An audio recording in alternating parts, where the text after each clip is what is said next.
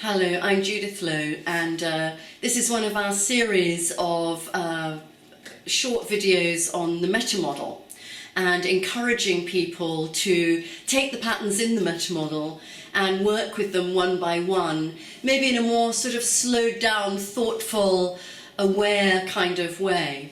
So the pattern I want to work with is this wonderful pattern of nominalisation, which even the name itself can be a bit of a shock to people as they're learning the meta model. Nominalisation, what's that? It's that thing where you have words like management, relationship, leadership, strategy, problem, solution. These are all what you might call abstract nouns, which are structurally taken from a kind of verb form. So for example, the word relationship originally is about a process of people relating to each other. Management, people are managing something. Leadership, people are leading. So in other words, it's a noun that used to live life as a verb. Now, you might sort of think, well, why, what's the problem with that? The problem with that is that these words that are very abstract can start to lose their contact with reality for us. I know often in business contexts, people will say, our business is full of these. Everybody talks in this kind of, bullshit bingo kind of way. And nobody really knows what it means. And so this is a tool to what's called denominalize, to take something that's become very abstract and potentially very kind of empty of meaning and life, and take it back to its derivations as a verb, where it's back in the real world, in the world of things happening, people relating, something where you're back in, as it were, the here and now, and you're back with a kind of agency to be able to have new choices, make things happen again, that you can actually behave and act inside of. You can be verbing, in other words, you can be impacting on your environment in some new ways. This relates, of course, to a kind of philosophical position as well, where the idea of a nominalisation is that we have thingified our world. In philosophy, it's often called the reification. We've made our world, this is what language can do, overly stable and overly kind of thingified and almost like a kind of dead landscape. And we've forgotten that life is about change and living. I always love that Heraclitus saying you can't step into the same river twice. We're in the river and the flow of life. Nominalising certain kinds of processes enable us to talk about something, enable us to hold a kind of suitcase full of meaning with one label. However, it's very, very easy then to start treating it as a thing. I treat my relationship as a kind of thing. My relationship this, my relationship that. The management strategy, the partnership, the problem. Language can do that. It can kind of almost deceive us into thinking that that something's an object, like a chair. Although I have to say, there's a great quote in The Structure of Magic, which is the first book in NLP, as you know, where the meta model was being written about for the first time, and all those wonderful examples.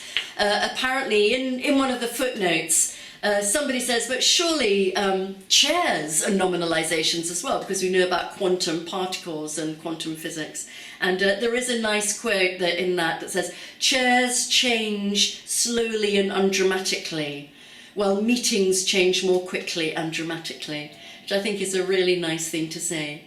But I think one of the big issues about denominalising is to bring the life back into our world, to bring the choices back into our world.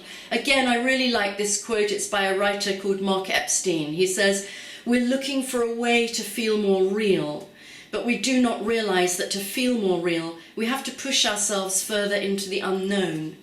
We have to stop just labelling and fixing and knowing things in a certain way. We have to bring ourselves back into the changing kind of mystery and flow of life. And denominalising something is a way of doing it. So let me get down to the practicalities. So here's how it works, of course. So someone's talking about relationship, just using that as an example. So the question in the meta model, to take someone back to the verbing, to get them back into the flow of the river, is to go, how are you relating? So in other words, to take it back into a verb. Now, not all nominalizations go back into the verb form really, really easily. So for example, if you've got a problem this, my problem that, saying how are you probleming is the kind of question that gives NLP a bad name, as we all know.